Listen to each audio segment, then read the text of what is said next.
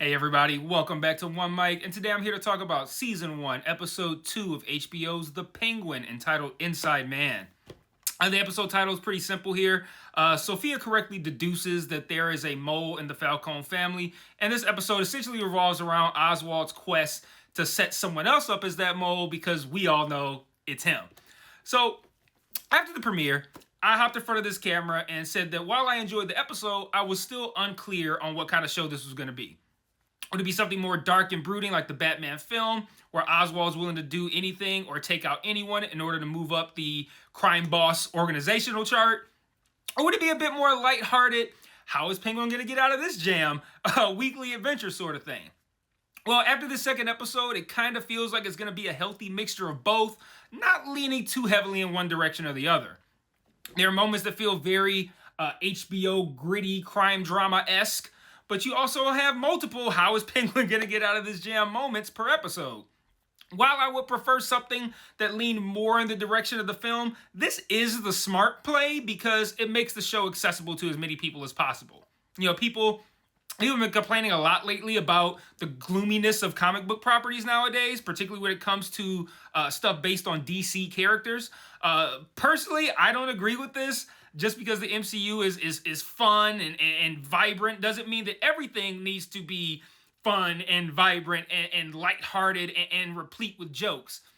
But if you do want to try to please as many people as possible, this is how you do it. You know, you give everybody a little bit of what they want. You know, this is a welcoming and accessible show that is going to appeal to a lot of different types of people. You know, is it dark and violent like someone like me would like? It sure is. Like, why did Oz stab that Ervad guy so hard and for so long? Pause. It's like they wanted us to feel the knife like wiggling around in his organs and squirm in our chairs, which is exactly what I ended up doing. But at the same time, they're doing a good job of keeping the viewer engaged by having Oswald keep getting into these bad situations. But then they're also subverting my expectations for how those bad situations are going to play out. For example, on any other show, Oswald plants that knife on Johnny Vitti, and I was prepared to roll my eyes at them doing something that obvious. So having him plant the knife on Castillo, that subverted my expectations and immediately made me go, well shit, why didn't he plant it on Vitti? And I like that the show challenged my expectations like that. Overall, I enjoyed this episode. I'm enjoying this series in general. Like, I don't really have any complaints. But right now, it does feel, I don't want to call it basic, but it feels like your basic but still well done crime drama that's not really doing anything particularly special aside from the performances of Colin Farrell and Kristen Milioti. Speaking of which, I was unsure last week of how to pronounce her name, so I went and found 3 separate videos of her on some sort of talk show being introduced so I could hear it correctly pronounced by somebody, so I could correctly pronounce it on here. And all 3 videos said it the way that I just said it right now. But if you Google it and you type in something like Kristen Milioti, spelling her name, you know how it's spelled, pronunciation, you know, they'll have like these little well, you might not know because I'm probably the only person that does this, but they're like pronunciation videos that exist on YouTube, and all of those said it was pronounced Milioti, which, I mean, that's how it looks phonetically, but that's how I said it last week, and it's completely wrong. So, Milioti it is. Anyway, watching Oswald weasel his way to the top is enjoyable, and how they're beginning to flesh out Sophia's backstory, I'm enjoying that as well. But I would need a little more from this show, I think. Something a bit unique or different to set it apart from other similar crime dramas in order to really, you know, sing its praises like I like to. And I'm not seeing anything like that so far through these first 2 episodes.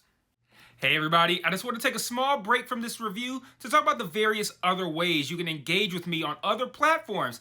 If you're so inclined, and I understand why you wouldn't, I am an acquired taste, but you can join the Patreon where you can get extra content like retro reviews where I review old shows and movies to see if they still hold up today, Mike's Musings where I talk about shows I'm watching that I don't cover on the channel, or Mike's VOD where you can commission me to watch a show which I will then review on the channel.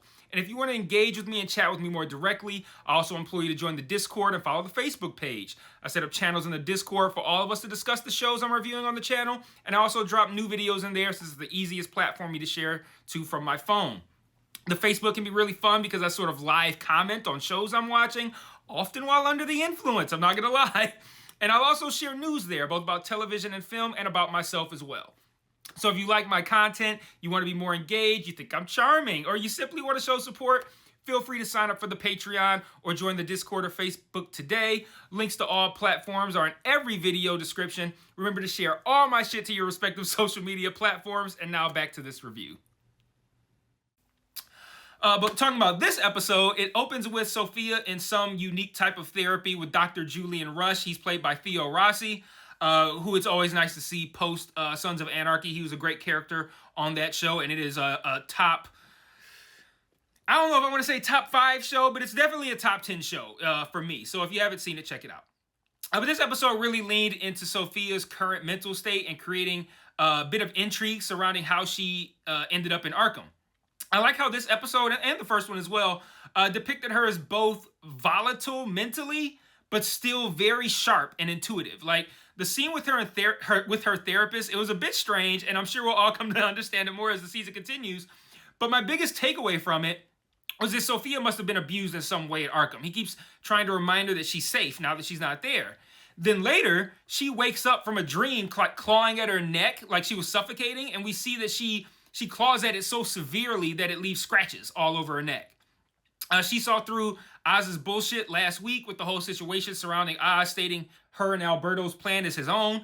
And then this week, she correctly surmises that they have a mole. And up until the very end of the episode, she continued to see through Oswald's bullshit. Like earlier in the episode when he tried to gas her up, saying it should be you that's in charge.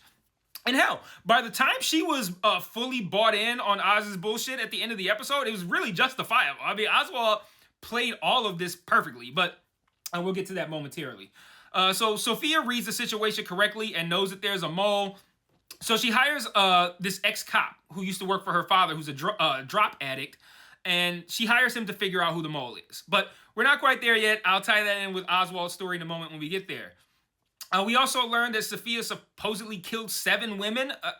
I feel like that's probably what she got locked up for, but I also feel like it's unlikely that that's what actually happened, or that she's the person who did it. And I really hope the show explores that more. I expect that it will. It feels like there may be some sort of conspiracy against her, like maybe she was set up for this crime that she was convicted of, and then her treatment in Arkham was kind of meant to punish her even further for whatever reason it was that she was set up for in the first place. But whatever the case is, I really hope the show digs into Sophia's past a little bit more while she undoubtedly continues to be suspicious of Oswald. And now it's time to talk about Oswald. And aside from just going over what happened, I also want to talk about how what we saw this week helped further define what type of show this is going to be, or what show it's likely to be. So I said last week and at the top of this video that I was unsure what kind of show this is going to be and if I was going to like whatever it ended up being. And I have a couple more questions about the show's direction going forward that I'll save for the very end of the video. But as of right now, I'm satisfied with what it is and where it seems to be going. So what I want to do is I want to work through Oswald's part of the storyline this week. And as we work through that, I'm going to pinpoint the moments that kind of clued me in to what kind of show this was going to be and talk about them and why I like them. So Oswald's story opens in prison. He's meeting with Maroni and his family. Maroni's wife, Nadia, is played by, Sheree Agdashlu, who is best known for, at least for me, as Avasarala from The Expanse. It's very nice to see her again. I also did the thing where I Googled, not just Googled how to say her name, but Googled someone else on a talk show saying it. So he said Agdashlu, which there is no A after Ag, so I'm just going to say Agdashlu, but I'm pretty sure that's how it's said. And Maroni's not happy with how the first episode of the show ended. It essentially made it look like he was behind Alberto's murder. Of course, Oswald did that in order to save his own ass.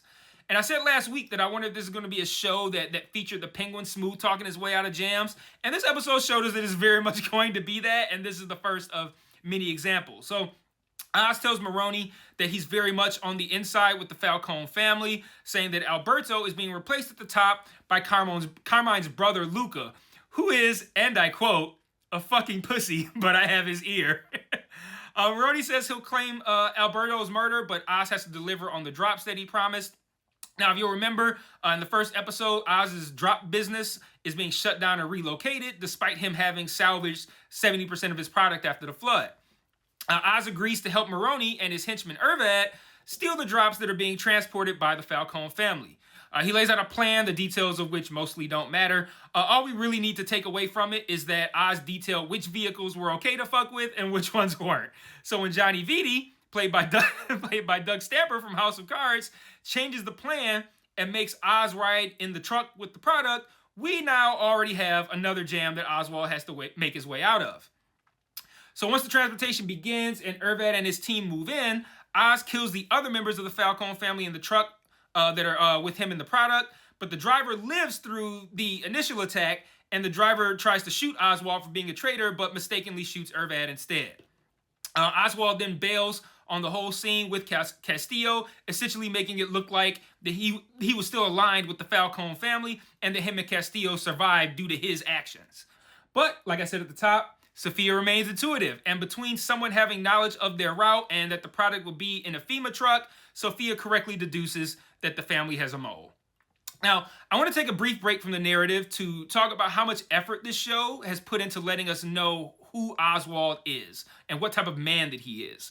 And I think we can describe Oswald pretty simply. Relentlessly determined to succeed. He tells this story about a time when he worked as a barback at a club, a Falcone-run club, and a guy named Pinchy comes in and is appreciative of how good Oz takes care of everyone. And he offers Oz a job as his driver because of this. Problem is, Oz didn't know how to drive at the time. Oz says that this happened on a Friday and the job was meant to start on a Monday. So Oz stole a car and just drove it around all weekend until he learned how to drive and crashed it into, I can't remember where he said, I think he said he crashed it into some water or whatever. But he drove the car around until he crashed it, and that helped him get the job. Another thing the show does is that it helps us understand why Oswald is the way that he is. So Oz goes to his mom's house after her landlord found her outside wandering in the street. And we learned that Oz had been paying this guy to keep an eye on his mom, and he tells Oz that his mom's dementia is getting worse. I mentioned last week that it seemed like she might have dementia, and that all but confirmed it. But you want to know when her dementia seems to disappear entirely? When it's time to shame Oswald or make him feel like an inadequate piece of shit and a disappointment. She tells Oz that she doesn't want to live there anymore and that he promised to move her out. She's like, if my son is nothing, then what does that make me? And like, what else do you need to be relentlessly determined than to have your mother constantly making you feel like a disappointment to her? But back to the narrative now. The detective that Sophia hired has found Irvad in the hospital. He's unconscious, but the detective brings him to Sophia to be questioned when he wakes up. This is yet another, I think like the third one now, another how is Oswald going to get out of this jam moments. And it's another moment for two reasons. One, because we know that if Irvad does wake up, he can implicate Oz as the mole. Secondly, Nadia is ready to kill Oz because he can't stop, if he can't stop Irvad from being captured and killed, what use is he as a mole to them? So right before Oz is about to be filleted, he produces a file that he tried to give to Luca at Alberto's funeral. And it's the file that has explicit pictures of Johnny Vitti on it. He gives it to Nadia now to save his ass and buy some time. And this is when we learn that the pictures are of Vitti fucking Luca's wife. And I really loved learning how close Oz was to essentially delivering a death blow to Vitti at this funeral. And now he's forced to hand these pictures over to someone else just to save his ass. I thought that was pretty cool. And it works. And so Nadia tasks Oz with retrieving Irvad. Oz creates a plan to have Victor plant the jewels that he stole from the safe at the beginning of episode 1 in Vitti's car while he tries to find Irvad. Through a series of moves, Oz is able to make his way to where the Falcones have Irvad hidden, and he tells him to say that Vitti is the person that killed Alberto. Problem is, Victor gets caught planting the jewels. So Oz has to call an audible in this moment, and we don't fully understand why until the end of the episode, but in that moment, that's when he stabs Irvad. Once Irvad's body is discovered, Luca locks down the whole house and has everyone searched, looking for the knife that stabbed Irvad, which would presumably still be on the murderer. And then also, which is obviously in Oswald's pocket. And now here we are again. How is Oswald going to get out of this jam? And Vitti walks into the room and stands right next to Oswald in this like search lineup. And this is when I was like, oh, well, perfect. Even though it's predictable as fuck, this is the perfect time to plant the knife on Vitti. And then Oz creates a scuffle, but then rather than planting the knife on Vitti, he plants it on Castillo instead. And in that moment, I'm like, why didn't he plant it on Vitti since Vitti is clearly his target? But by the end of the episode, we come to understand that he needed the jewels planted on the same person that has the knife to solidify that person's guilt. And Victor wasn't able to plant the jewels in Vidi's car. Instead, the jewels were planted in Castillo's apartment. So when Oz plants the knife on Castillo, the jewels only serve to further solidify Castillo as the murderer. But Luca didn't need to know all that about the jewels before he decides to execute Castillo right there on the spot anyway. And this all serves to, at least for now, remove Oz from Sophia's suspicions as she enlists him to essentially replace Alberto in their plan involving this new drug that we still don't know anything about yet.